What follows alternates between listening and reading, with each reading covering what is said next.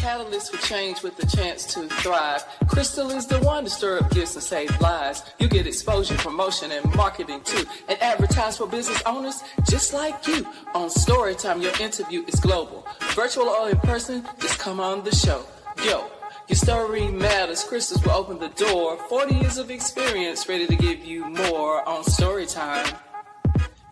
Get ready for Storytime. Hey, come on.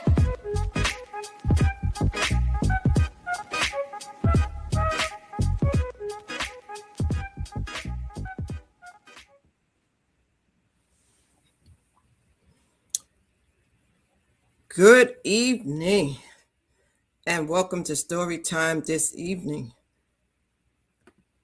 I am so excited. To be here once again with Dash Hudson.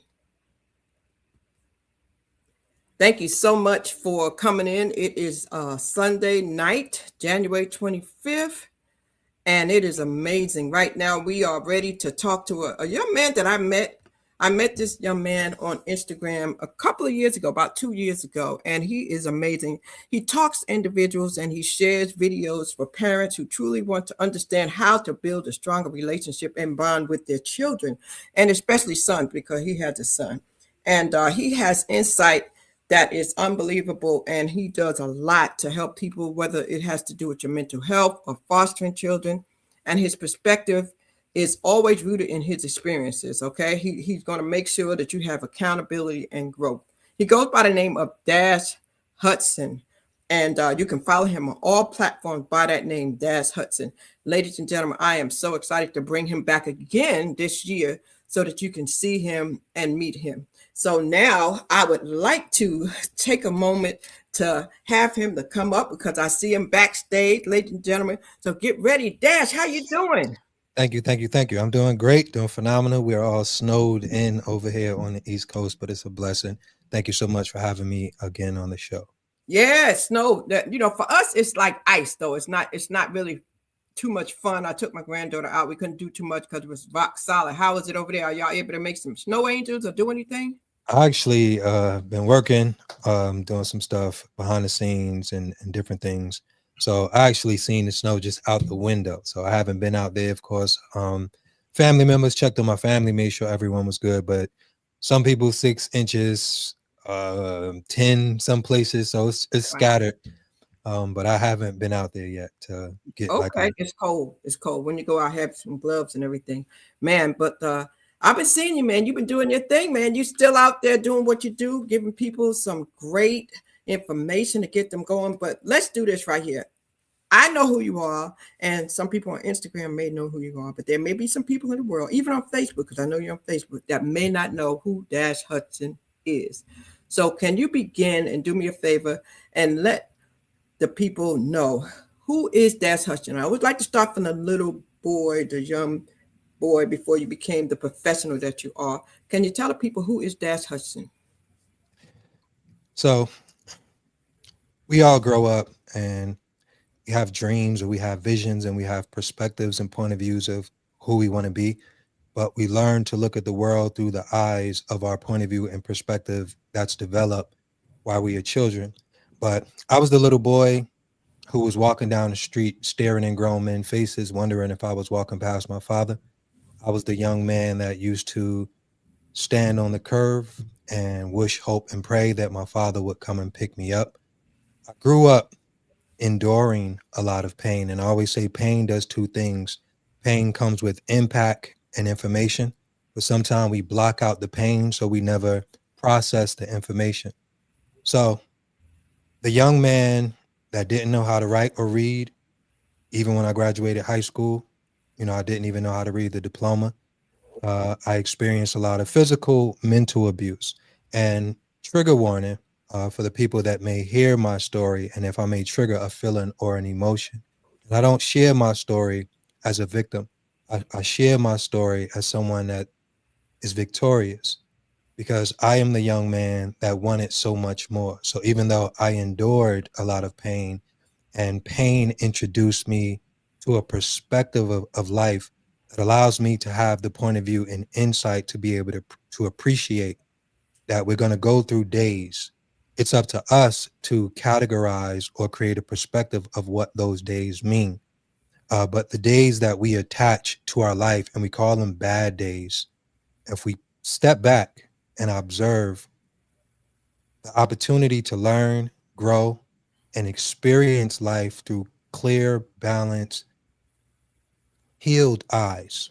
So, in a nutshell, Dash Hudson is the man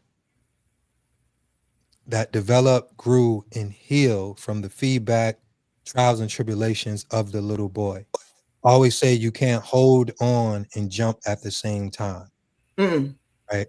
So, the little boy that didn't let my dreams die because of what I've been through, the young man that didn't let my inspiration, my creativity, and my love for life, even though I endured a lot of things. So I share my story as a reflection. I share my story to say, don't judge the picture while the creator is still painting.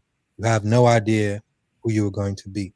So I am you, you are me, right? But we all translate and relive and live out our life differently. So Wow. I don't want to, I'm not a celebrity to myself. I'm not an influencer to myself. I'm a regular, everyday person, father, growing, learning, healing, inspiring people, being inspired by people. And I'm a vessel of the information and insight and a reflection of the man that I would have had, that I wish and pray that I would have encountered as a young man. So I am grateful and honored to be the man that would have gave me peace of mind and clarity if I had the opportunity to meet myself as a young man. So I live with that intentionally and consciously to be a representation of hope, love, compassion, and empathy. Wow. Wow. So I want to unpack that for a second. So I know the last time we spoke, I heard a lot about your story, about what you went through as a young man, a little boy, and I guess I don't want to call it trauma, but the things that you encountered that caused you to be the strong person you are today. Now, everybody may not be where you are now. There may be some people who have gone through some things. So I want to ask you first, as a child, was you lost? Was you confused? Was you angry? Of course, angry, well, misplaced anger, right? Because sometimes we don't know how to process or deal with the sadness. So, sadness is a conversation. Anger is anger, you're dismissing the conversation. Mm, Sadness asks why, how, what can you do to fix? So when you're bottled up and you don't and you're not emotionally intelligent, I always say emotional intelligence is being intelligent with your emotions. So I didn't have the vocabulary and I didn't know how to communicate my fear. I didn't know how to communicate my sadness. So I was a young man that was numb. I mm, turned off my feelings. I turned off my pain. I turned off my sadness. That turned me into a bully. That turned me into a violent young man. That turned me into an aggressive young man. And that was my only outlet for fear. That was my only outlet for sadness because I was afraid to feel, so that stunted my growth because we have to process, we have to render, we have to go through that regular everyday human experience. But as a young man, um, I grew up in a household whenever I wanted to cry, my mother used to beat me until I stopped crying. And not and I don't communicate this to shine a negative light on my mother, but my mother parented me the way that she was parented. So physical abuse was normal in her upbringing. So to her, in her own mind, she was parenting me. But for me, the little boy, to be hit with brooms, umbrellas, mops, it was painful. It was hurtful. Um, so I had to numb that. I had to become that young man that could just handle it all. Of course, mm-hmm, I'm not 6 and 5 and 7. I'm not intentionally conscious of what I am doing, but I am just learning how to survive the moment. I'm not present in the moment, but I'm trying to protect myself as best as I know how. And anger was the solution. Frustration was the solution. And you know, Dad, so many of our youth today have that displaced anger. So many of our youth have it. You know, so many of them have the sadness. A lot of them have confusion, and they don't have anyone. Like you said, you did not have anyone when you were smaller. And so I am so grateful that you are there to help not only the children, but the parents to know how to deal with their children and figure out what they're going through. Because a lot of time you're dealing with real insight of things you grew up with, and you're navigating them through processes that you experienced in your home and going through foster homes and everything you went through. So I know that there are many things that you talk about and you do sessions right now. Tell us a little bit about your background and how you got to where you are because you had to get there, right? So I know before you started doing what you're doing, you went through a journey. Tell us about the journey from your childhood, the teenage years to manhood, adulthood, and how you got where you are now. Well, basically, you can't rush the cocoon phase, and the cocoon phase, I compare it to the caterpillar and the butterfly. Before you grow and you get through that process, you may be uncomfortable. You have to go through those dark moments, those painful moments. And I always say it's the difference between a broken boy, a male, and a man. So consciously, while you're going through it, you don't understand what's taking place. So in hindsight, to be the fully developed man that took the time to render my pain, to take the time to research, to go to therapy, um, being a father helped me spar. So it's all about sparring to find the inner conclusion and the outer conclusion. But we are all still living and processing life. So the ing words, healing, growing, learning. I'm still healing. There's no healed. I'm still learning. I'm still growing. And pain introduced me to who I am today. Fear introduced me to who I am today. Anxiety, depression, all of these things. And in life, we can continue to stay stuck or we can continue to avoid going through the pain of healing, but unintentionally, you're blocking yourself from becoming the best version of yourself. So there is no perfect way to go through the cocoon phase. There is no one size fits all to go through the cocoon phase. So even with me being a coach and helping young men and mentoring young men and me being a father, there is no perfect way. I always say advice. If it works, add it. If it don't, delete it.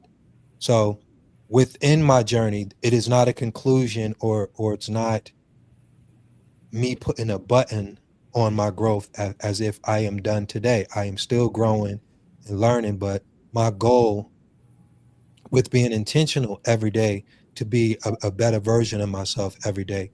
So being a father was the best representation and the best mirror for myself because it allowed me to see myself in a new way. Relationships help me. It's a quote that says, if you don't address your childhood trauma, your romantic relationship will. So a lot of heartbreak, a lot of painful moments, from having, the inability to love. I did not know how to love. I did not know how to find myself. So even with the picture that you guys are seeing, I always say a man that grew up without a father can heal himself by being there for his son. Every day that I look in my son's eyes, I see a version of myself that I used to dream and pray about.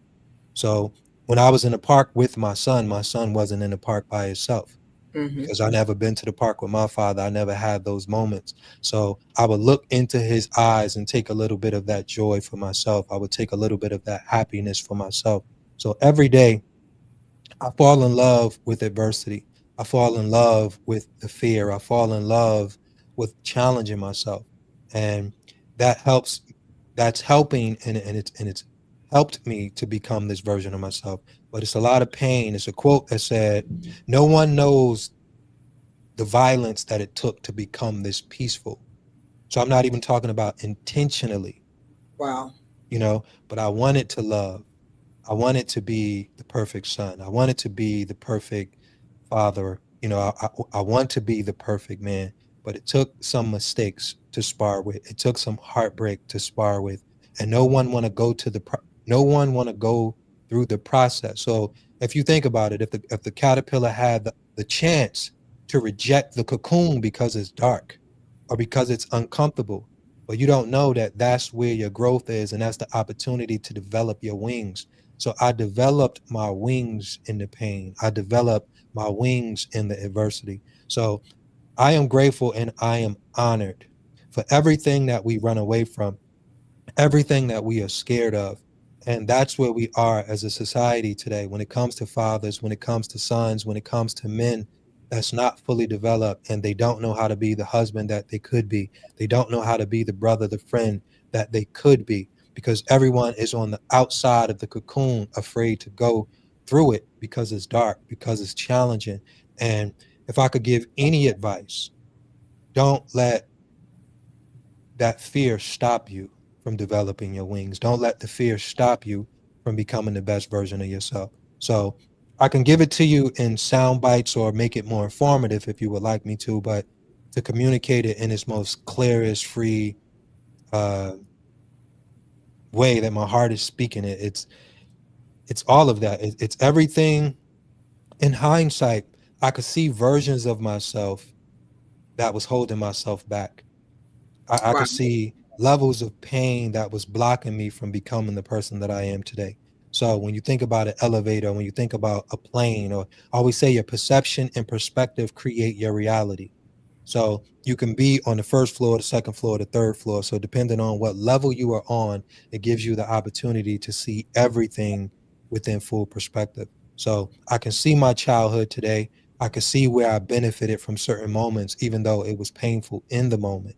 But I am honored because that's where my education took place. That's where I gained the perspective and the love and the clarity to be the man and the father that I am today. You know, when I hear you say that, and I know that you've been on stages, you're now speaking and going different places. And as you speak, I know you hear about different people going through the pain and the process. You know, there's a process that you have to go through to come out of it, right? And people are in emotional turmoil. Some of them are still stuck, like you said, and they're still angry and going through that. So, what I'm trying to figure out is, how did you get here? Did you go to counseling, or what was it that broke the mold for you to get you to this place? Okay. Um, I'll give you each perspective and I'll also give you insight. Some things wasn't intentional, and some things I wasn't conscious, like, okay, let me do this so I can heal. Some things just happen, right?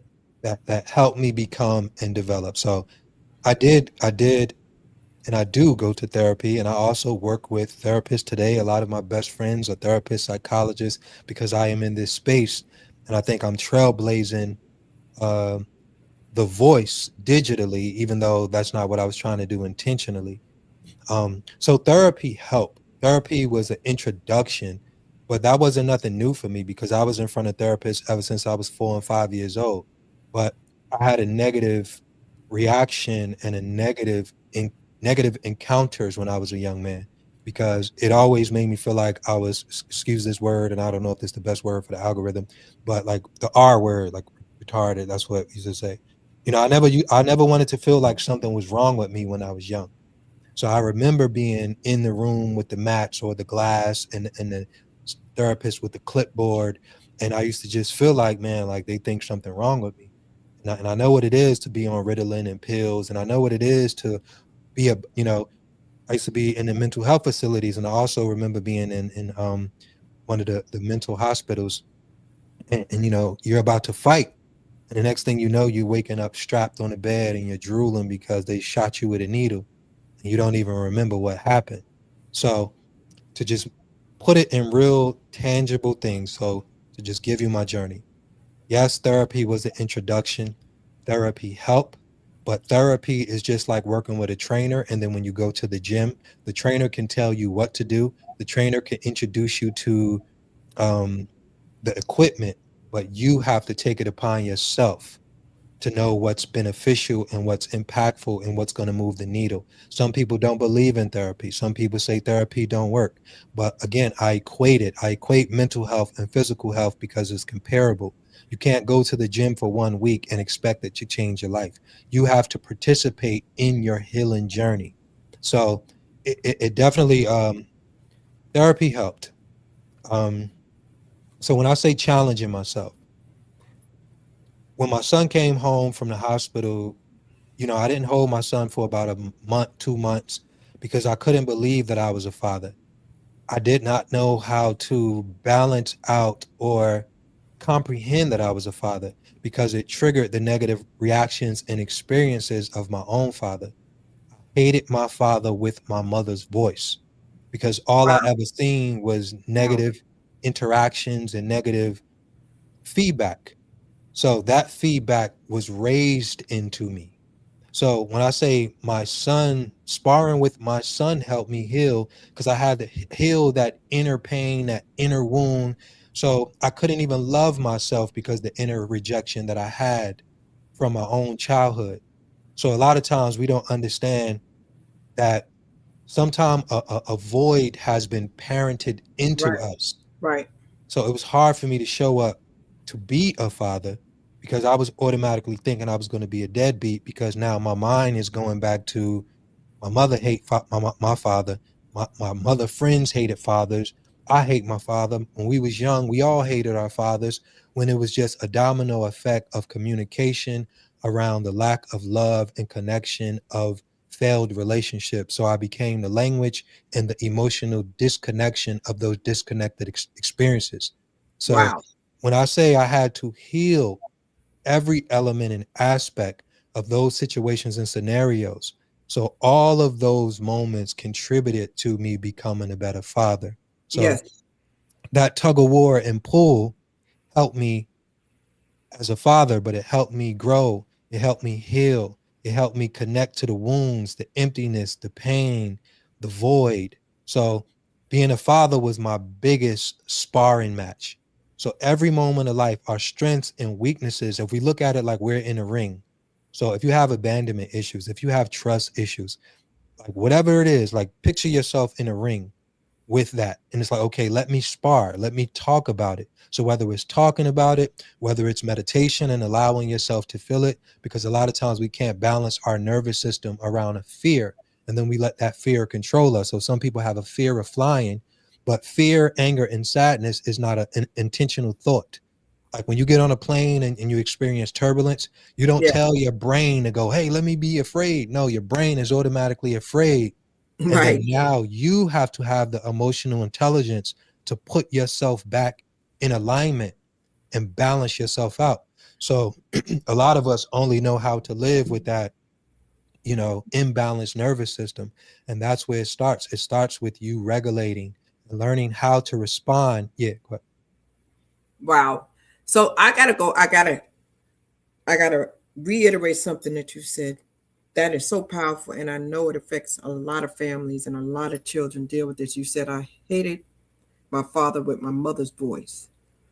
And so that is what happens to so many children. Like their mom alienates them because of what they've been through. I want to talk about that for a moment because that's not healthy.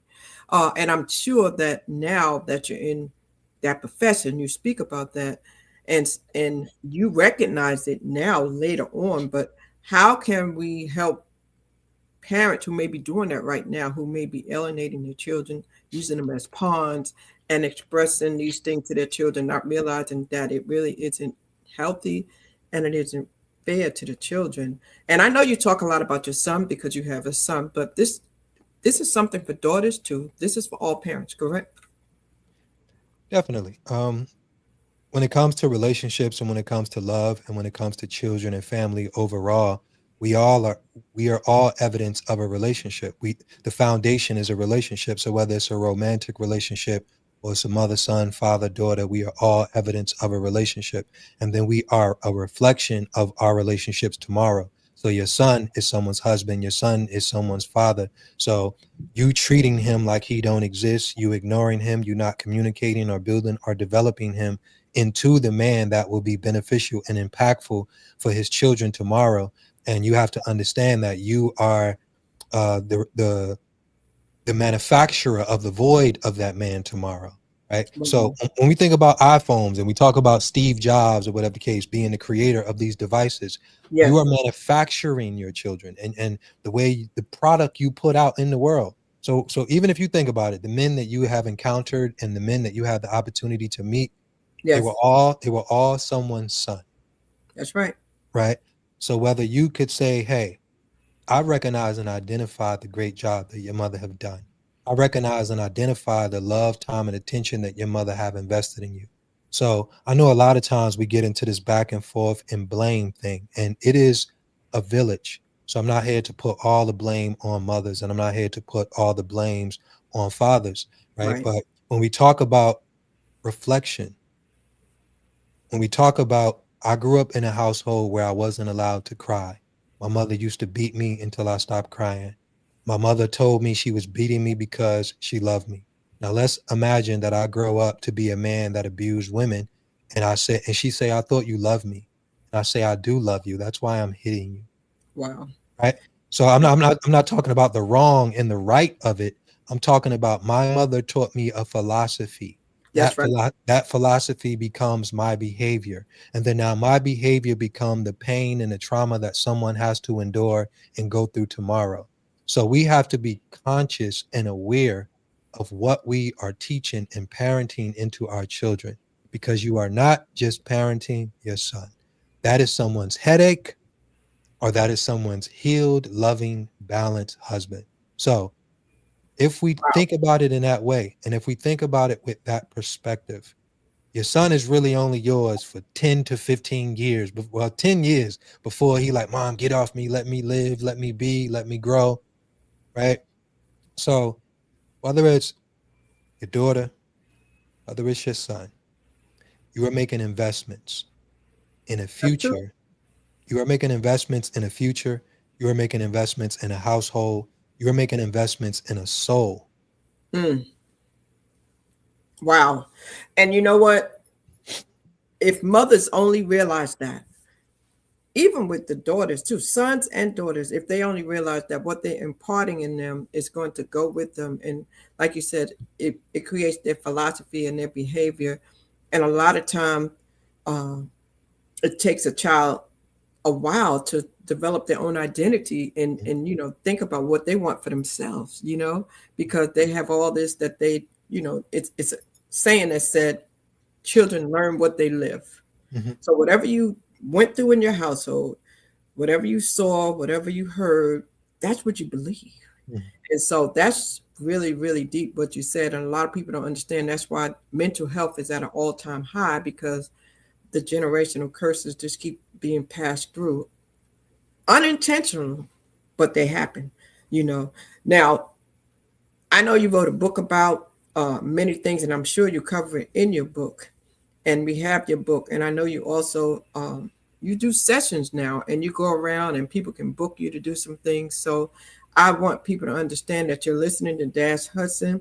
He is Dash Hudson on every platform, no matter where you pull him up, except for his website, which is Sessions with Dash Hudson.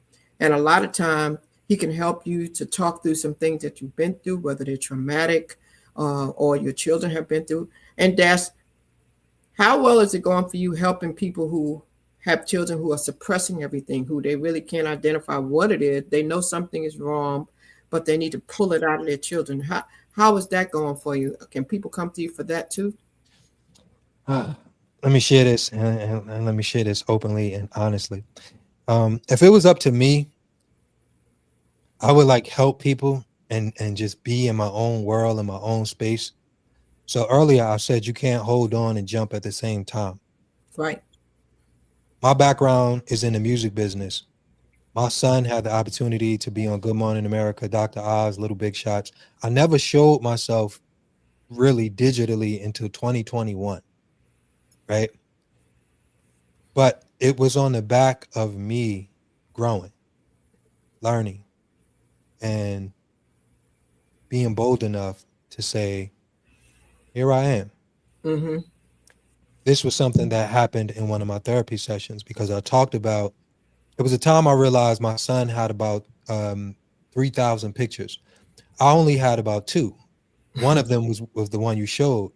We've been all over the world: Africa, Mexico, Dubai, Namibia, Johannesburg. And my therapist told me, you're still hiding, Mm. right? Because the story that I tell today and my nervous system is balanced enough to communicate it with love. So I am no longer captive, or I am no longer a prisoner to the pain that I've been through. So, but if it was up to me, like, I didn't want to be on the camera. I didn't want to be a public figure. I didn't want to get on the internet and say, hey, I have been physically abused and all of these things happened to me. I was just in my own world, in my own space. What happened is, what, I found something that worked for me, a method, a strategy. And this is something that I also teach in some of my sessions. One of the best methods for me in therapy is psychotherapy, right? So they Mm. call it unpacking, where you're Yes. just sharing, talking, communicating, and that helps you balance out your nervous system. Because sometimes when you share a painful experience for the first time, you're overwhelmed, you're crying, you're consistently breaking down, you feel nervous, you start to shake, right? So through that, it wasn't enough sessions in the world. So what I started doing was just recording myself. And I would record myself talking about the most painful things ever. And I would watch my behavior, I would watch my handshake, I would watch me cry, and I would just watch the videos over and over. I would write down, why did I cry when I was talking about that and this? So, long story short, I have family now through the people that I have helped, you know. I started actually in 2021 because that's how my TikTok started. I started my TikTok in 2021. I think it was like February 14th or something like that. And Hmm. and within a month I had 100,000 people. And it was like I had hundreds of videos that I recorded from those sessions that I was talking about. That was my own intimate sessions that I was just like, man, I'm gonna just show this to the world, because I was watching them and they was inspiring me and they was connecting to me, and it was so free. And I'm like, man, like, something just said upload them. and Yeah. and I, and I uploaded them, and I shared them. And everybody that knew me, they was calling me because they only ever seen me one way. It's a quote that I say: if you have never been 100% completely honest out loud, then you have never been yourself in the presence of anyone, Wow. right? So Wait a minute. some Say that again. If you have never been 100% honest Yeah. If you have never been 100% completely honest out loud, then you out have loud. never been yourself in the presence of anyone. So, Wow. sometimes we show up as the parent, sometimes we show up as the degree, sometimes we show up as the entertainer, sometimes we show up as the influencer, but we never show up as the soul. So Mm-mm. when I uploaded the videos and people seeing my soul, Yes. right? And that's what I do. Like, I don't put on 10 different outfits. I'm soul. I'm soul. Whenever you see me, it's soul. It's real person. No It's simple. Yeah. facade. I don't want to remember who I was pretending to be last time I talked to you. Wow. I'm Wow. just me. I'm one me. My mother know one me. My son know one me. I'm one person. I You love know, that. and I love it took me time to get there. But to answer your question, I have family. I have souls. I have young men that I love. That people all around the world that I don't really call. Like, I know people like titles and life coach and mental health advocate, but I'm just doing what my soul, some people say God, the creator of the universe. I'm living beyond myself. And I don't have a destination. I'm not doing this for fame. I'm not doing this for followers. I had so many different shows and movie opportunities, and it's like, okay, I'm not an actor. Okay, I don't want to do that. I go with my soul. and you turn a lot of that stuff down because you don't want all that. I mean, because you've always been humble, quiet, and laid back. Now I want to ask you something. When I first met you, you had a saying, a video that went viral. And you have many, I'm sure, but Yeah. I think the one that, do you remember what that was? I know you're talking about. You're Very probably talking about first the one? one that's like the biggest one. If it's negative, I'm busy. If it's draining, I'm busy. That one is like all over the place. That's it. That's it. I remember that one right there. I was like, and that's how I started following you. Mm. And I said, my Lord, that is so true. Like, and then I started hearing you. And just like you said, you're just speaking how you feel, and you're teaching other people how to do that. Now, you just said something that was really deep when you said that about being honest out loud. People don't show up at their true self because they have to protect their image, because they have to be an employee, because they have to be the teacher or the mom or whoever they have to be. So that right there was so good to me because I can relate to that for real. And there are times when I have felt like, you know, I just wanted to, it could be, I wanted to say a word or something. And I don't say it because I'm like, I can't do that because I know these Mhm. people are watching. You know what I mean? And Mhm. it's like, Mhm. man, so I get exactly what you're saying. And imagine how many children feel that way. And then sometimes we become grown. Then we start to do things because it's like, okay, I'm 21 now, I can do this, or I'm 18 now, I can do it, and I can say, or I moved out, so now I'm free. Mhm. So when you said that, it's like, man, so many things went through my mind. But let me do this. You have a couple of things a couple of topics, because I want to simplify it a little bit because you're deep. You're so deep. You've always been so deep. I know that there's some topics that I saw that on your Facebook, and I have a couple of them, and I want to specifically address some of these that maybe they will help some people if they come back or the ones that are watching, the ones that come back and do it. And I want to speak to some of these things that you have addressed before, and definitely see if we can do that. So let's look at this first one here, and see, Mhm. and let's dive into this because I want you to break this down for the people. So this one is: forgive yourself for having to feel the pain before the lesson finally made sense. Mhm. Forgive yourself for having to feel the pain before the lesson Mhm. made sense. Wow. Like so many of us, we hold on to things, right? And we don't want to let it go because we made a mistake, whatever it is, it causes a setback, or we lose someone, or something happens. And talk to us about how we can forgive ourselves quicker before the pain or before the lesson makes Let me sense. give you. Let me take you into a visual representation of where this usually is introduced to us in our life. And you probably heard this when you were younger as well. Don't touch the stove, right? And we like, well, why? Like we don't know. We don't, mommy said it. She delivered it. She was compassionate. But nah, like, okay, I hear you. And now you identify and you recognize why you should have never touched the stove. And it took you to feel hot or get burnt Yep. for you to identify why you should have just took the lesson in the first place, right? And then that's where the pain becomes the feeling that connects us to the discipline, because it's like, now I don't want to feel that again. So some people, unfortunately, live out their whole entire life and they struggle with accountability. They Mm, struggle with discernment. mm-hmm, They struggle with positive feedback. They struggle with someone giving them knowledge, right?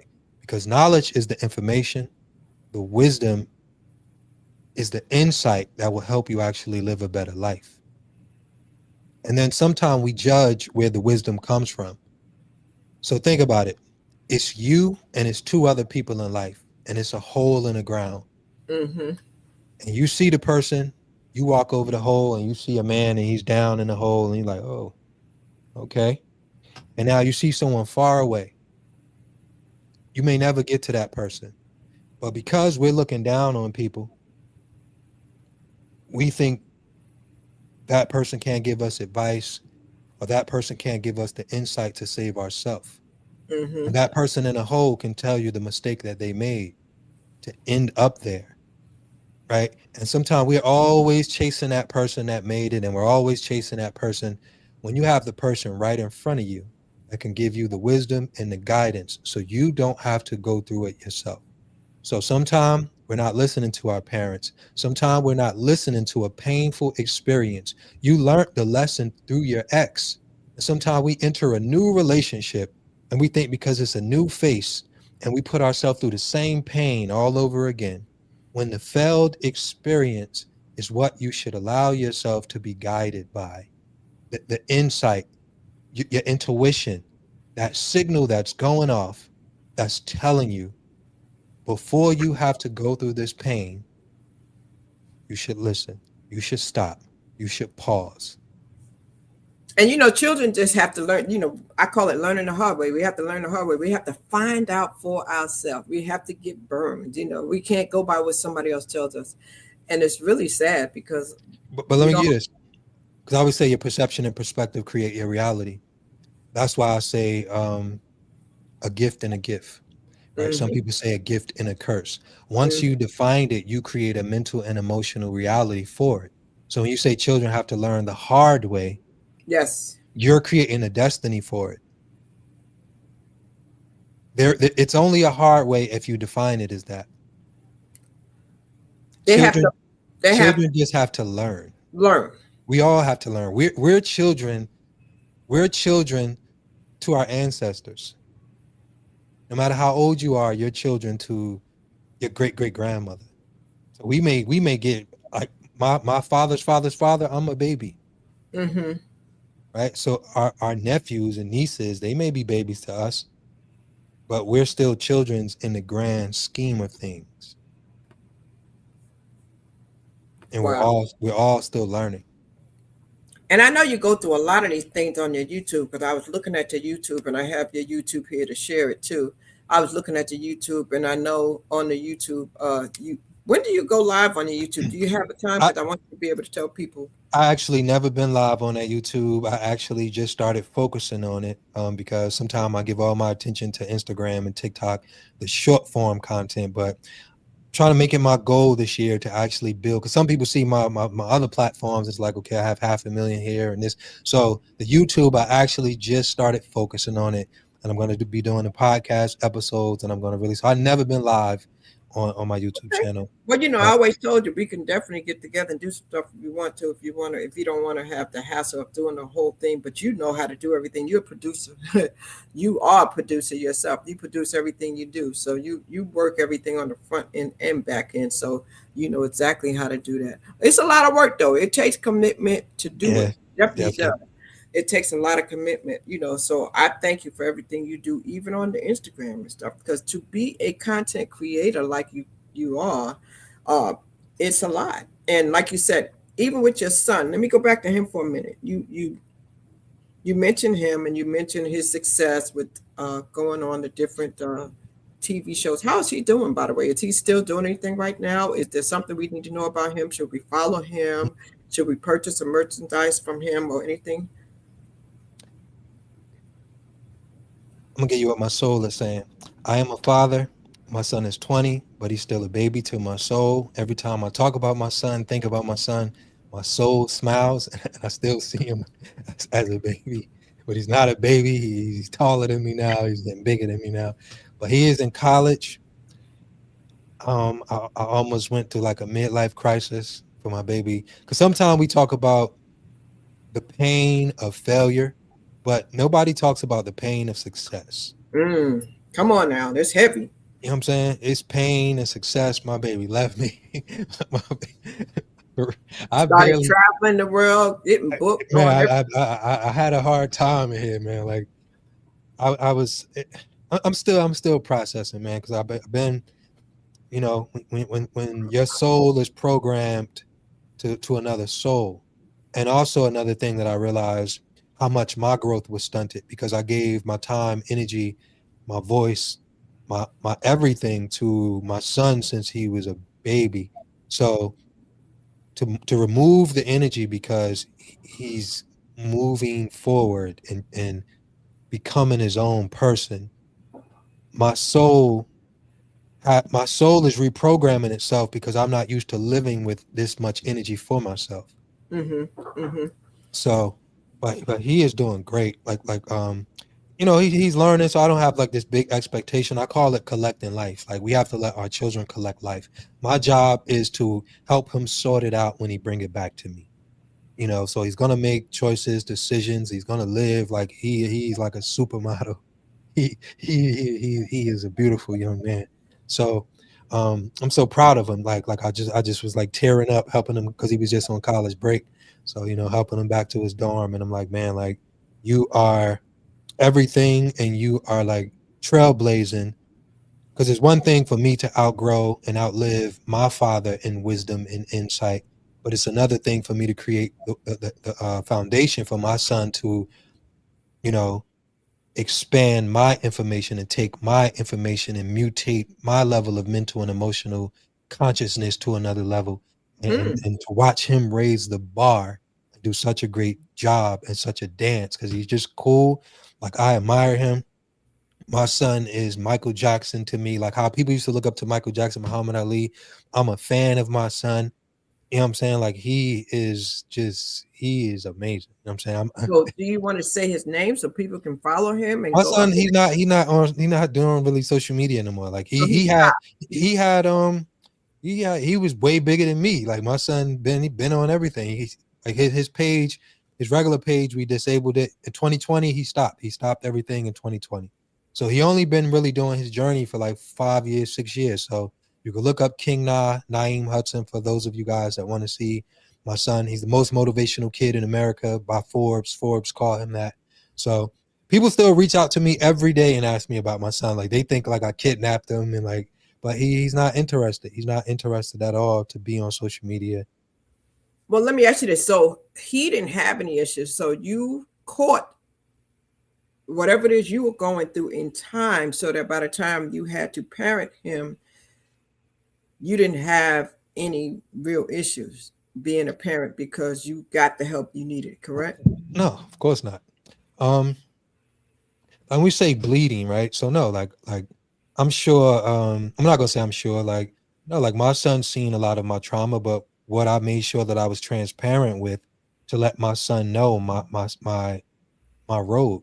So my son know that I was physically abused. I've been through trauma, that I've been through mental health facilities. You know, I also homeschooled my son. So while I was teaching my son seen me struggle academically. It was stuff that I had to learn on the spot while I was teaching him, you know? So I was just always transparent. So whether I made mistakes, whether I parented him in a way that had to download, because sometimes apologies take time to render. So it's things that I thought about and was conscious of and say, hey man, you know, you remember when I said this to you or I did this to you or said this at 5, I want to apologize about that because Wow. sometimes it takes a level of healing for Yes. you to outgrow a behavior that used to be normal under traumatic circumstances. So I apologize for the pain that I now recognize and identify that was painful. So even when I said my mother used to physically abuse me, but she never had a karma attachment because she was only doing what she was taught, right? But it was no way in the world that I should have been hit in the head with a broom or an umbrella. Like, but you can't apologize for what's normal to you in the moment, right? So You know those are what? the things that I went back and apologized. I apologize, and that's what we have to do as parents. Like when it consciously clicks to you, you owe your children an apology. So I Right. don't. Yeah. I'm not sitting here to go, oh no, is this fluffy and fairy tales? No, it's a real journey, a real experience, a real life. So I definitely have my shares of man. I apologize. You know, there's no way that I should have been conducting myself like that. So And I can relate to that because I've had to do that too. I've had to go back and apologize. mm, I think we came up in an era, if you're a baby boomer, especially where a lot more of that went on. Like you hear people talk about now, like we got whoopings, and these children today don't get whoopings like we mm, got whoopings. You know what I mean? Society changed the bar, but we came up in a time where the switch was real, the belt was real, whatever was nearest to them was real, mm, and that's what it was, and it wasn't considered abuse, but mm, that's how it was. And I know exactly what you mean because I came up doing the same thing. I mm, came up doing the same thing, and then I later on began to apologize sometimes when I saw. But like you said, if that's what you see and that's what you've been through, it becomes a philosophy, and then it becomes a behavior, and Mm. it's what we do because that's what we know, you know. So a lot of times we have to change our thinking and get away from what we once knew and start all over again. You know, we have to learn all over again, you know, unlearn what we knew and learn something new, you know, and that's just what we have to do. But let's go to another one that you had up here. And I know you had a couple of good ones. Forgive, that's the one that we did. Forgive yourself. Let's go to the Yeah, we next. just did that one. We did that one. Let's go to the next one. Sometimes genuine love is rejected, not because it lacks sincerity, but because the heart receiving it is still in survival. That right there, Hmm. wow. Wow. So genuine love is rejected. So it, in relationship, now a lot of time people experience this in relationship with a significant other or a husband or wife. I mean, I guess it could. I don't want to say parents and children experience this a lot, but where do you see this happening mostly, and what type of relationship? Another thing I always say, right? I always say, life is a language and conversations control your destiny, right? So we communicate with words. With words, it's pictures and emotions attached to our words. So let's go back to my origin of love. The first time I heard love consistently, my mother was hitting me. And she told me that I'm doing this because I love you. So a lot of times we don't think about the origin of how someone was introduced to love. So Mm, some people love on a first grade level and some people love on a college level. So just because you're in a relationship with someone, that don't mean that you're both sharing the same point of view or perspective on love. wow. So it's important to have someone that you love share and articulate their perspective of love.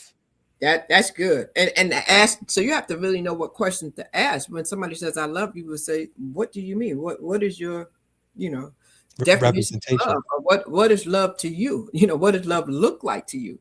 Mm. And really get them to expound on it, because we might not know that they found out like you found out. You know what I'm saying? Unless we really ask those questions. So No, that's why I say we gotta ask more questions. life is a language, you know? Yeah. So if you can't communicate, you can't verbally communicate your experience. So when I say pain was the only way that I knew how to communicate, because I was never provided a safe space to be vulnerable enough to share. I want to give you this picture. Imagine traveling to another country and something happens, you get an offender bender, but you experience a level of pain. But the guy that's in front of you that's getting out and knocking on your window, he don't speak the language that you speak. Mm, So you can't even articulate where your pain is coming from because he don't understand you. So this is what's happening in relationships. yes. We don't understand each other because we don't have the words to articulate what we feel. And then Yes. we don't have the emotional intelligence to provide the safe space for someone to feel comfortable enough to share their experience. Mm. And then the next question is, when you find out that they are in survival mode, how do you deal with that then? Like, you say, okay, so maybe it's not love. Maybe I'm just, a place where you feel safe. Maybe you're with me for different reasons, and that's when you come to find out sometimes how people trauma bond and they do things, correct? Would you say that's Um, true? Definitely, right? Because when you think about a relationship, most of the times it's okay to be in a relationship with someone for a different reason that they're with you, Mm, right? So it's just like when we talk about food, it's like, oh, this is processed, but it's like process is not bad. It's just what's the process? You know what I'm saying? So if you're processing this food in this plastic, I don't want that process. But if the process is okay, this is a banana, I cut it down from the tree or whatever the case. Okay, that process is okay, right? So when you communicate a relationship, right? So I always say, show me two people that genuinely care about one another that separated, and I'll show you two people that ran out of information. Mm. Okay. There's no such thing as being single because you're always in a relationship with yourself. Yourself. And That's a that foundation, if you don't know how to love yourself, if you're not disciplined with yourself, if you don't respect your own boundaries, you're going to always be taken advantage of, because now you're going to be a victim of whether someone respects you or not.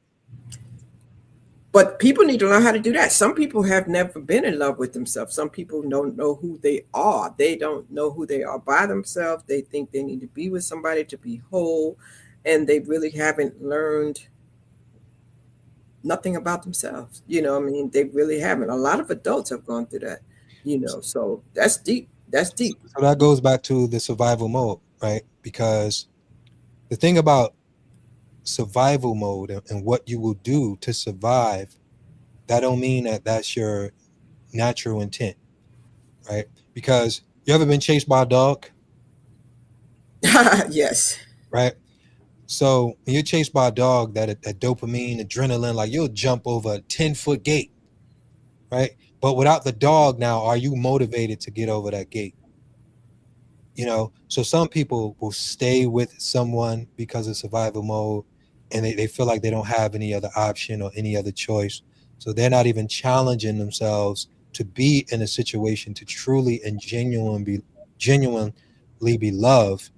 But our own inner internal mirror, if we're not challenging ourselves to be the best version of ourselves, everything is going to come with this shattered perspective, because that's the time you get the opportunity to spar, right? If you don't know it, look, it's like this.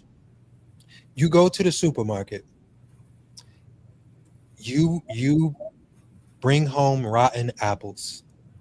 Is it the store fault or is it your fault? It was your fault because you should have checked the apples before you left the store.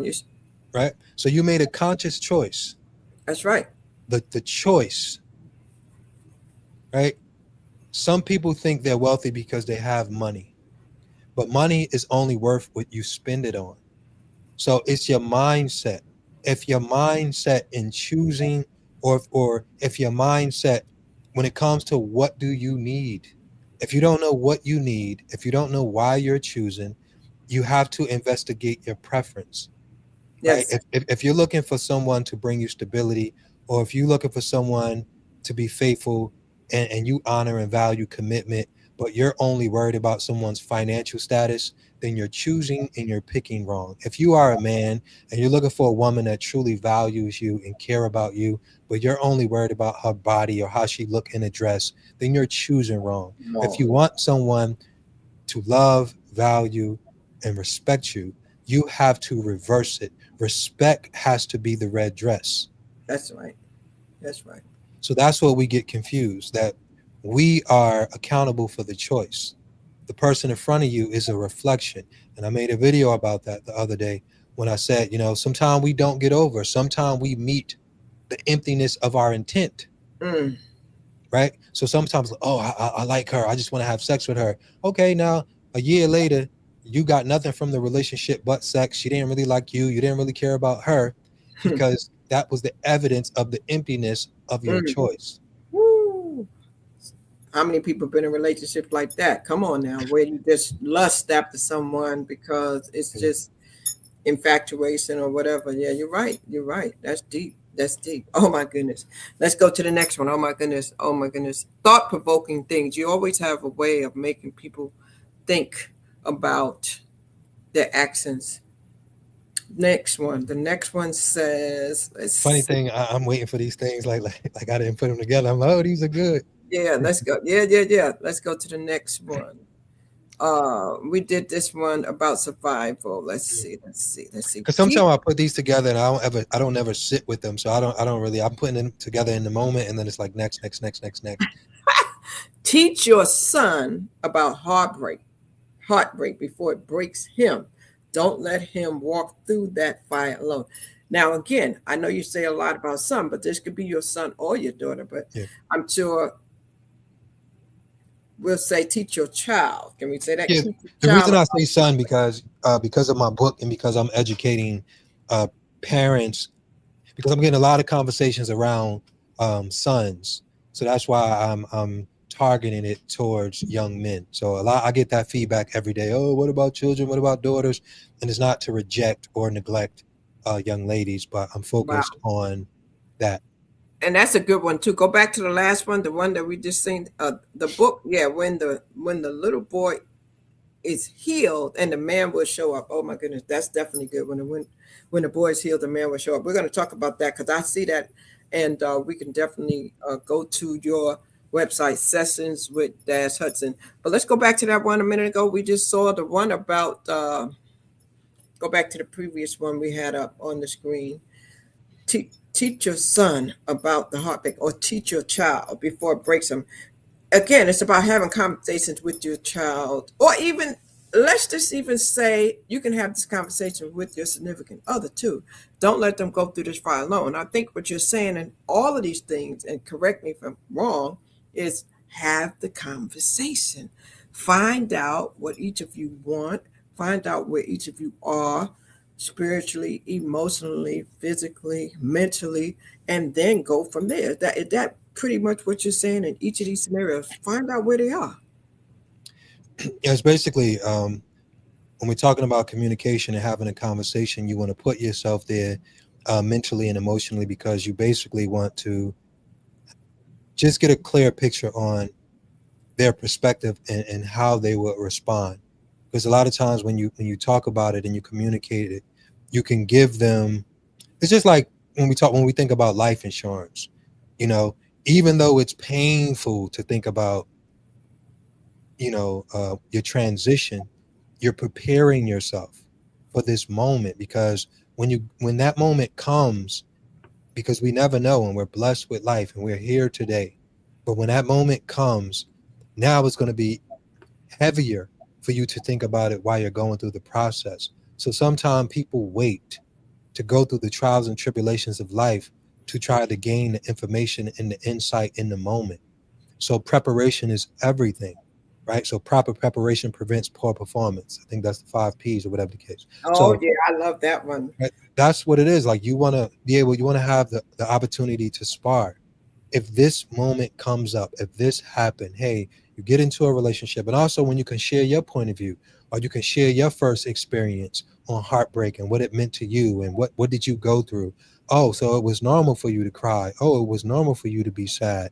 You want to have the opportunity to just be that safe space to let him know, or your children know, that it's okay for you to be vulnerable. You don't have to be ashamed.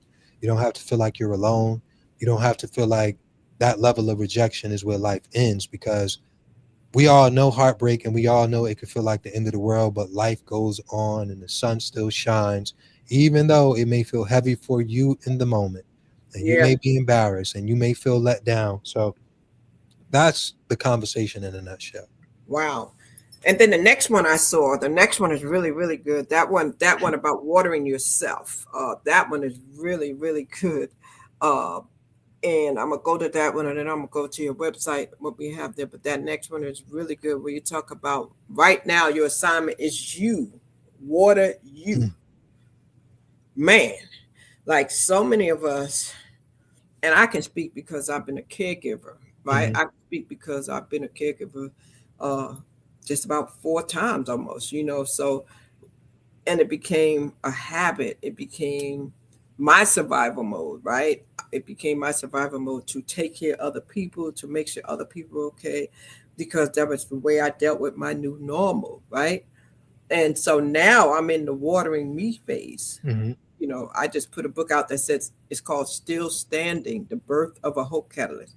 And in that book, I talk about everything and what I've been through and everything. And now I can talk about it. Like you said, we have to get to a place where we could talk about what we've been through and vocalize it and own it and feel good about talking about it. So right now, your assignment is you. What are you? How do you instruct individuals when they come to you and they're in this place where they are not watering themselves? What is the first step that you tell people to do when you're helping them to get here? Number one, when we talk about problems, I always say problems only mean you're alive, right? And I'll give you this short story. One of my friends is a mortician. You know, when we think about our jobs, your job is normal and regular to you. So one day I was documenting my friend because my background is videography as well. And he opened the door and I walked in his door, trigger warning to everyone. And it was a few people that was deceased in the room. So for me, I'm traumatized. I'm like, bro, why you ain't let me know you walking me in this room? Like, but to him, he like, oh, it's just this. What? I'm sorry, like, but I'm traumatized. I'm like, but in that moment, I just breathed and I looked around, and it's like, okay, this is someone's mother, this is someone's father, and this came to my mind because they were so peaceful, quiet. Of course, they have transition, and it's like problems only mean you're alive. If you have Wow. something to complain about, if you have something to talk about, so if you're complaining about the snow, if you're complaining about a relationship, if you're complaining about your upbringing, thank God, because you are alive to complain. You are alive to give feedback from your experience. Now I want you to think about that problem like a math problem. It is a solution to it. So Mm-hmm. I don't want to be up here like I have the solution to everyone's life, right? I help people navigate and I educate people on the process of what they go through and what you will go through in the experiences, right? Because some people know about their car, right? Meaning that we are all vehicles. This is our vessel, right? Mm-hmm. But you may live in your body, but that don't mean that you educate yourself on your body. It's the same way. That's why we take our car to the mechanic, because the mechanics study the parts and the pieces. So when we talk about anxiety, depression, or being overwhelmed, okay, how does your mind operate? So when you learn about neurological pathways, when you learn about the amygdala, when you learn about fight, flight, freeze, fawn, like I just give people the insight and the perspective on what's taking place in your body, and depending on how you've been navigating or processing your life, we Mm-hmm. just narrow those things down because Mm-hmm. some people are their own problem, right? And we all have different strategies, different ways, and different situations and scenarios when it comes to how we go about it. So watering yourself for someone, that could look like many different things. Someone could be struggling with seeing themselves, believing in themselves. So I always say self-love is a routine. Self-love is just not, okay, I'm going to get my nails done or my hair done. Self-love starts with your refrigerator, right? So if I ask someone, hey, show me something to prove to you that show me something to prove to me that you love yourself. A lot of people get stumbled like, well, what am I, right? If you ask me to show you that I love myself, I would literally show you my refrigerator, right? Mm. Wow. Because when I say Wow. self love is a routine, what are you putting into your body? What are Wow. you eating, right? That's Now, what are you putting into your mind, mm. right? Because when you think about water, you could go, okay, I'm dehydrated because I don't have enough water. But some people don't have enough love and they're emotionally dehydrated because they're looking for someone on the outside of them to give themselves the love that they should be given to themselves. So when it comes to self-love, we have to create a routine. Let's start going to the gym. Let's start reading more. Let's start exercising more. Hey, let's get your mind right. Let's get your body right. Let's get your thoughts right. Let's start going out. Let's start interacting. I need you to wake up. When is the last time, when is the last time you did something for the first time? So sometimes we get into this Mm. routine and we Wow. live in this routine and we just, okay, I'm old, okay, I'm bored. And it's not that you bored, right? Sometimes we grow and we don't develop and build the life that surrounds our growth, right? Because it's not that you're bored, you just grew out of the things that used to make you happy. So we have to find the new things that inspire us. We have to find the new things that make our hearts and our souls smile. So it's many different things when it comes to watering yourself. But first, that's the first thing that we have to tackle. What is the void? What is the origin? And where is it coming from? Wow. That's amazing. So, when is the last time you did something for the first time? Interesting. When is the last time you did something that you wanted to do? The Mm. last time you did something that you dreamed about doing, or that you never had a chance to do because you had your children or whatever the reason was, and now you can afford it. That's deep. That's really deep. Making a person really think about that and going back into their true self and just looking out for themselves, because we are so used to, especially women are so used to taking care of others.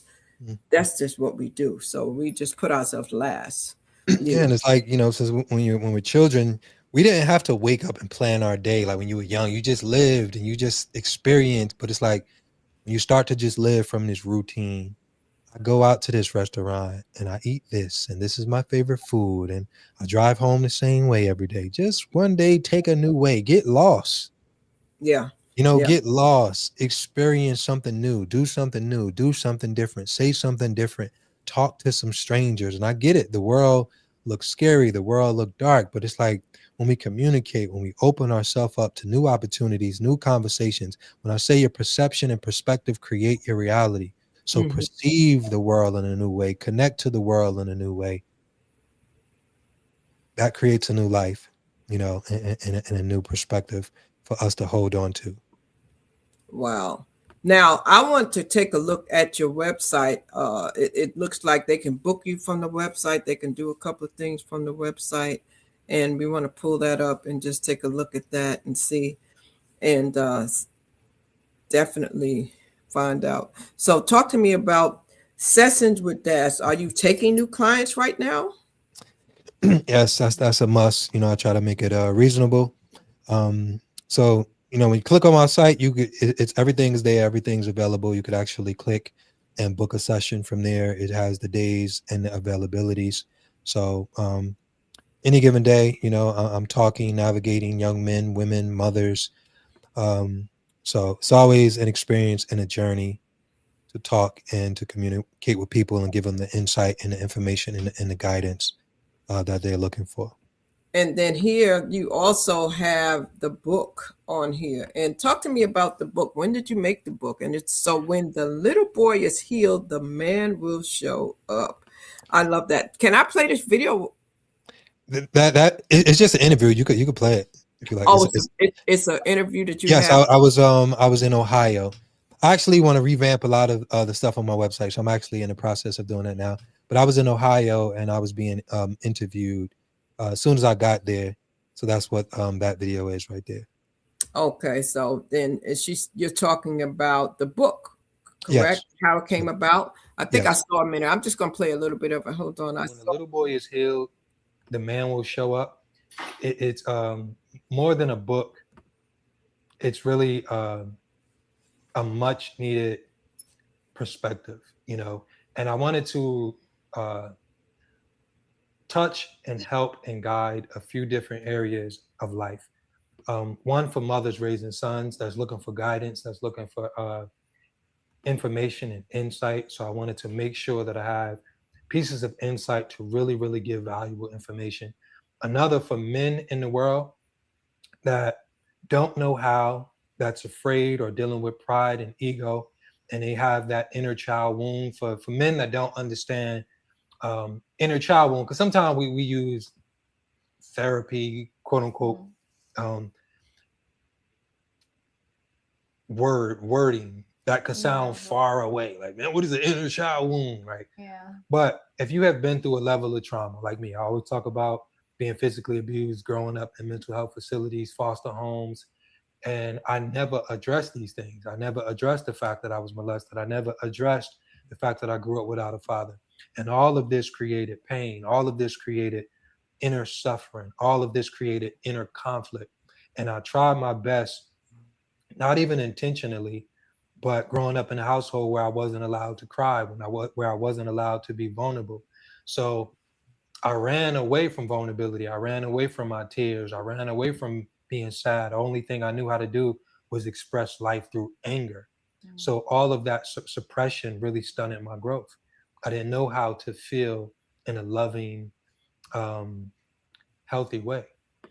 Okay, so and you talked about in the beginning, you talked about that in the beginning, how you did that and how the book came about. How much is the book? And we can order it on the website, and we need to get that book. The book is not just for parents. Is it something that the child himself can get something out of as well? The way I structure the book, it's it has categories. So Okay. it's very helpful for young men. It's helpful for men. It's helpful for mothers raising young men, but also women that want a different level of insight and a perspective for men. So it's like a guide. It also shares pieces and parts of my life, but I also take you into different categories when it comes to mentoring. Also take you to different categories when it comes to technology and how social media is affecting the minds and the outlook of young men today. Also talk about the absent father dynamic. Also talk about young men may not understand the challenges that their mothers go through. So many different chapters, and I had a wide variety of different conversations in this book. But I put it all together to gain a level of insight and clarity. It's also a lot of teachable lessons and things like one of the things where I have where you could write a letter to your younger self, because that's Mm. also put my letter from when I was in therapy. And Okay. I actually so this is my real letter. I put my real letter in there that I wrote to my therapist at that time. This was like 2016, and my therapist actually cried. So I actually was like talking to my therapist. So what I'm helping and doing with the world now is really what I did in that session, because I didn't understand the therapist crying at that moment, and I was like, I just was so I was lost because I thought therapist was like perfect and they had everything figured out, and it's like I was like, so how do you do? And like literally, the whole session was me asking her questions, and that's the funny thing, not funny, but most of the people that book me are therapists, and sometimes that's like an intimidation factor, but I had to learn the perspective of like it's a difference between someone that, okay, let's say someone has been driving a car since they was 10 years old, and then someone that has the license at 20 years old, right? When we talk about our lived experience. So some people, when it comes to mental health and the DSM, because I don't proclaim to be a therapist, right?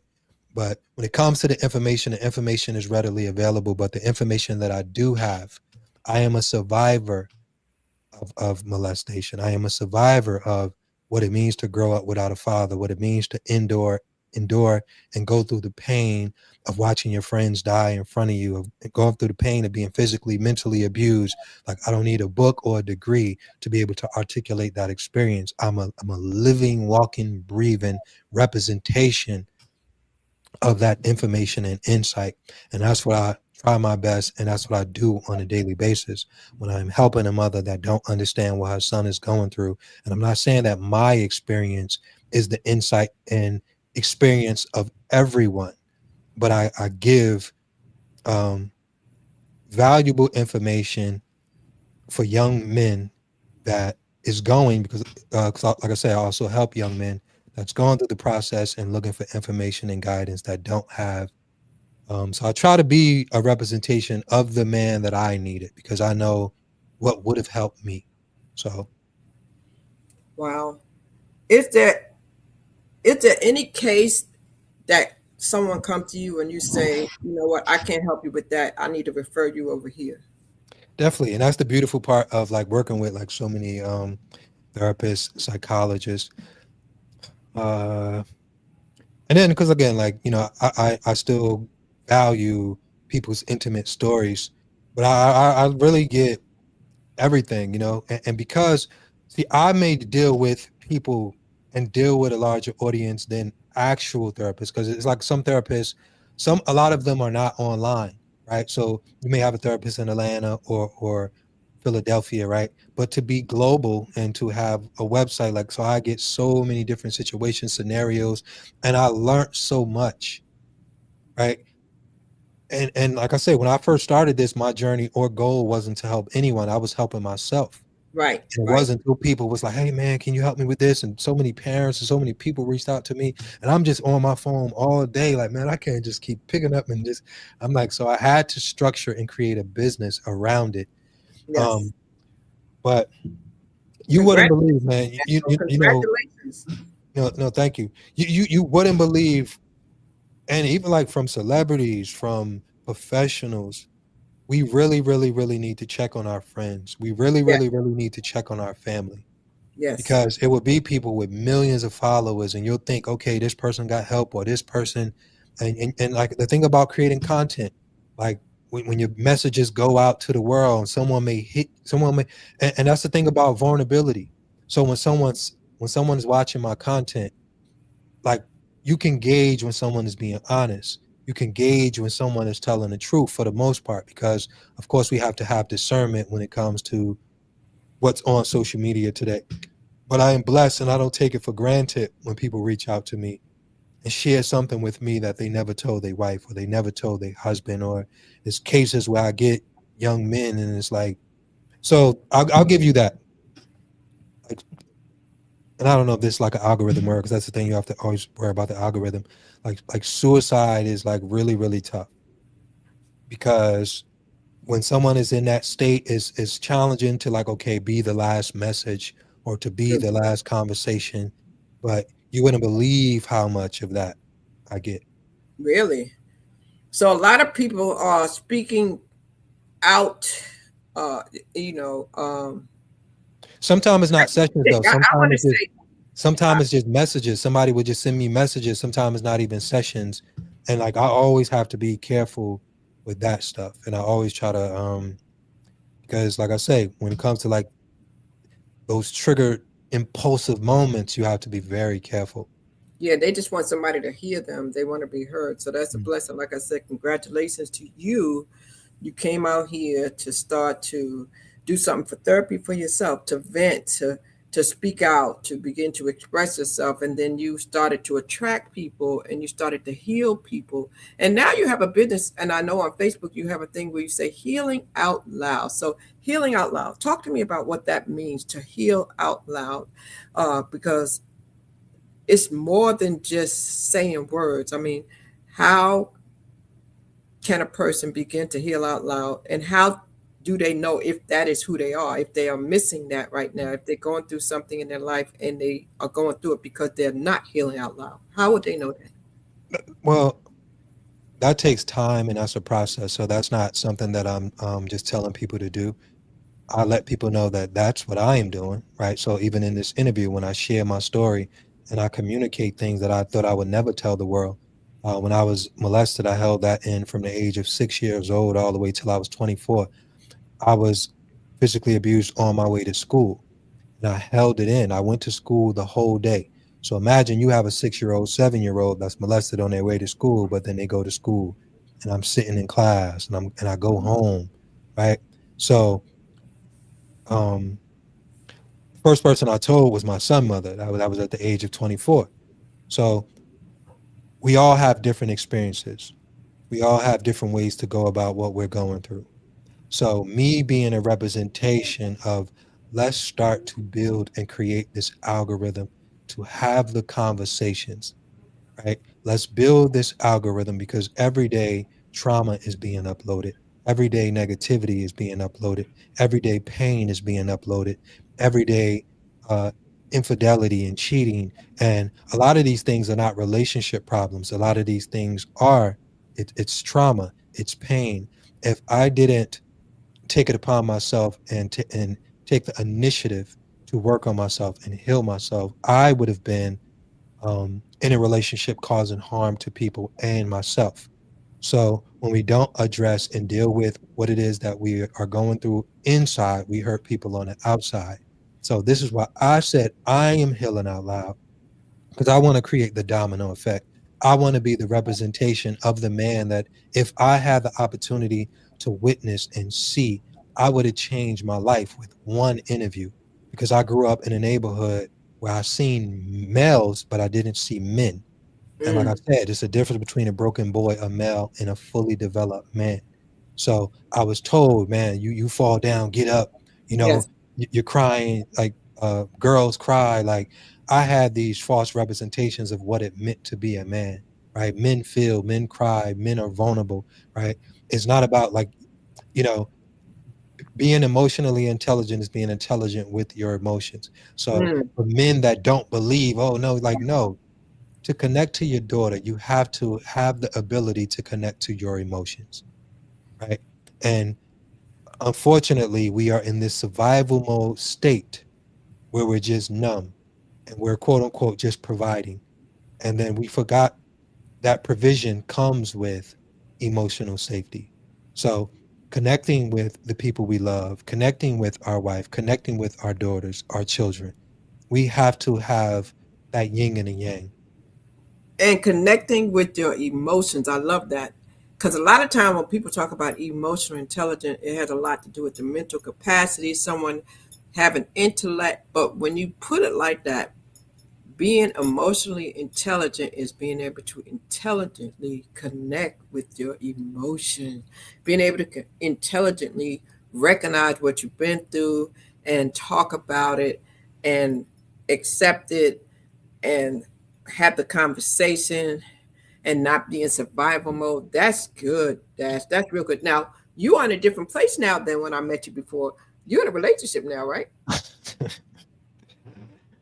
Yes, I'm in a relationship, Yeah. and relationships are challenging, because you go through the ups and downs of that, and like full transparency, because you uh doing what I'm doing, the same when it comes to parenting. Like I struggle with parenting and trying to be an entrepreneur, and I struggle with being in a relationship and trying to do what I'm trying to do, because this journey requires you to travel. This journey requires you to. So I struggle with abandonment issues. So I never want to feel like I'm abandoning people I love. Right. Right. So I'm kind of in the middle of like that process. I'm in the middle of that process of um like I say, and that's difficult and that's challenging. You Well, know, I tell you what, I'm happy that you found a person that you could be comfortable with that is giving you what you need. Y'all have even a mutual exchange because I know that you wouldn't settle and I know you wouldn't be in a relationship just from the conversations we've had 2 years ago. So when I saw that, I was happy for you. When I'm, because you also do videos on that. I mean, because a lot of people get into relationship just to be in a relationship, just to have somebody because they don't want to be by themselves, and it's not healthy. So, I was glad to see you in that situation, and I said, "Oh, good, good, good." but He's happy. also I have this perspective too. Um, like I like, because like I said, like I value relationships to develop and build love. And see, that's still like downloading in my mind. So it's a thought that I haven't articulated, but I want to make it clear. I don't want to make it technical. Sometimes people get so caught up in a relationship that they don't learn the lesson that continues to make stability in relationships avoid them. And that's not as clear as I want to say it. Um,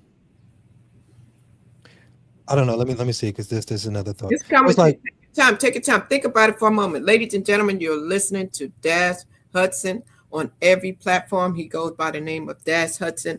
He is a person that you can definitely go listen to. He has a book where he's helping young men who are searching for their identity and their purpose, and they're getting ready to just confront their situations. Dash also is a person he shares his real time perspective that are rooted in his lived experiences. He takes accountability and growth for everything. So I'm definitely suggesting that you go to Sessions with Dash Hudson. Sessions with Dash it's Hudson. just sessionswithdash.com. It's just sessions with Oh, dash. it's the sessionswithdash.com. Okay, go Yeah. to sessionswithdash.com. Excuse me. No, no He problem. is good people. He goes live quite a bit on TikTok and Instagram. You can connect, engage with him. Sometimes he has other people, and you can really learn a lot of great information if you go back to his pages. If you're a person who's been suppressing a lot of things and haven't been able to express yourself, you might learn something. Just go check his page out, Dash Hudson, and he'll show you some things. I know that first video was the one that got me, and that's how I learned him when it said if it's negative, I don't want it. I'm paraphrasing. But it was like, nah, that's I was like, who is this guy? That was so good to me. And ever since then, I've been following him, and I'm so glad that I met him because he will get you to thinking, and he will make sure that you get your mind right. But tell me, did you come up with a way you wanted to articulate that? I don't know. I'll give you a scenario, right? Because sometimes we get used to driving, right? But when we think about different road conditions and relationships, is that right? So just because you know how to drive, don't mean you can control yourself when you have to experience black ice, right? So Wow, it's not like the full way that I want to articulate it, wow. and I think like every relationship have those conditions, Mm, and in every condition you have to learn how to navigate. yes, wow. So. Ladies and gentlemen, you can book him. He's a speaker. You'll see him on somebody's stage. He's definitely somebody that you can bring, and he will definitely be available. And on his website, you can find out how you can get him for a speaking engagement. I'm getting tongue twisted here. Forgive me. But Dash is someone who can definitely come in there if you're looking for someone to speak to your audience or speak to parents. He is available. Dash, tell them what audience you usually are available for when they book you for speaking engagements. Uh, I've been booked for some interesting things, sometime, foster homes, it's been many different panels. Uh, Mental health, I'm yes, sure a lot yes, of times it's a topic, right? definitely mental health, for development, inspiration, um, trauma, surviving trauma, um, Yeah, physical, like so many different things. Like because people name my last event. It was wealth and health. So it's a lot of different conversations. But I'm vast in a lot of different conversations. excellent, excellent. Mm. Anything coming up that we need to know about that you'd like the people to know? At this time, I'd like to give you the opportunity to just let us know of any upcoming events. Give you the opportunity to just share and any closing comment that you'd like to make that you want the people to know that may come across you for the first time. Take this moment to really just tell them who you are, what you do, where they can find you next. And we'll give you the chance to do that now. I want to thank you for the work that you're doing. I want to thank you for your consistency, and I want you to stay consistent. I love your show. I love the presentation. It's definitely in motion because that's what I need to do. So I want to thank you, and I don't take it for granted for you giving me the platform. So I truly appreciate it. For those of you guys that I had the opportunity to speak to, whether you come across this on Facebook, Instagram, or YouTube, I don't take your presence and I don't take your viewership for granted. So thank you for listening. If you're trying to grow, if you are trying to grow, if you are trying to heal and find that clarity within yourself, I want you to understand to give yourself grace, but also hold yourself accountable. Um, because it starts there. Give yourself the opportunity to see yourself as someone that deserves the love, time, and attention and affection that you so desperately need. But don't wait for someone to do for you what you can do for yourself. Um, we live in one world, but it's many different realities. Every mind is its own reality. So take care of yourself mentally, physically, emotionally, and spiritually. So, other than that, if you guys want to download the book, again, sessions with dash.com. Have some events in the work, and I actually was supposed to be in North Carolina on the 15th, but that didn't go through. But I have some events that I'm working on, so you guys can stay tuned. Some of the flyers I post, some of them I don't, but guys can stay tuned on the Instagram and Facebook if you want to receive any updates. Also, reach out to me on Instagram if you have any questions or concerns. But Other than that, that's Wow. everything. And again, thank you so much. Listen, and don't forget, like I said, when you want to get to that thing, let me know. I'm here if you want to talk about that when you start doing your podcasting. But because we're doing some productions too. But North Carolina, what part? Because I'm in North Carolina. This was Fayetteville University. How far is Oh, that from you? that's 45 minutes from where I'm at. Yeah, yeah. I'm in the Raleigh I, night. I, I was supposed to be there on the 15th, so I'm not sure if they're gonna continue it. Like we were back and forth in the emails, so that's where I was supposed to come out there, but that You didn't gotta happen. let me know, because if you do that, we can piggyback and get you in the area right here in the proximity of, let me know what the contract says. Sometimes people have contracts written where you can't do things within a certain amount of miles, but if you have I don't think it's nothing like that. But like I said, if I hear back from them, because we was literally right there, but I know they had a few dates and it got close, so I'm not sure. But if they reach back out and we figure that out, I would definitely. well, send me the information, because I talked about bringing you this way too, because we definitely need to get you here, because what you're doing and my new book tour coming out, which still standing, might just gel. It might be something good. But ladies and gentlemen, you've been listening to Dash Hudson. Go follow him on all platforms. Dash Hudson, please. Thank you so much. God bless you. Best wishes to you, ladies and gentlemen. I thank you for watching Storytime. We got a good one coming up for you on the 28th and the 31st. We will have Dr. Erica Green on Wednesday from the Shiro Publishing Company. We have Keeping It Real with Sheila Riddell on the 31st. So both of those shows are going to be good ones. You don't want to miss them. And I thank you so much for tuning in to Storytime. We are here on Wednesdays at 8 p.m. and Sundays at 9 p.m. I am your Hope Catalyst, Crystal Brody Smith. My mission is to stir up the gift, instill hope, and save lives. So I just want to thank you. Make sure if you're here that you have taken the time to hit that subscribe button, to like, and to comment. And whatever you do, I want you to have an amazing day. Dash, sending you love and abundance of peace and joy. Thank you. Hit me up in my messenger and send me information so we can make something happen, okay? God bless you all for being here tonight. We'll see you on the next story time, and go follow Dash Hudson everywhere.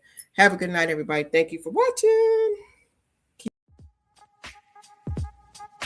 A catalyst for change with the chance to thrive. Crystal is the one to stir up gifts and save lives. You get exposure, promotion, and marketing too. And advertise for business owners just like you. On Storytime, your interview is global. Virtual or in person, just come on the show.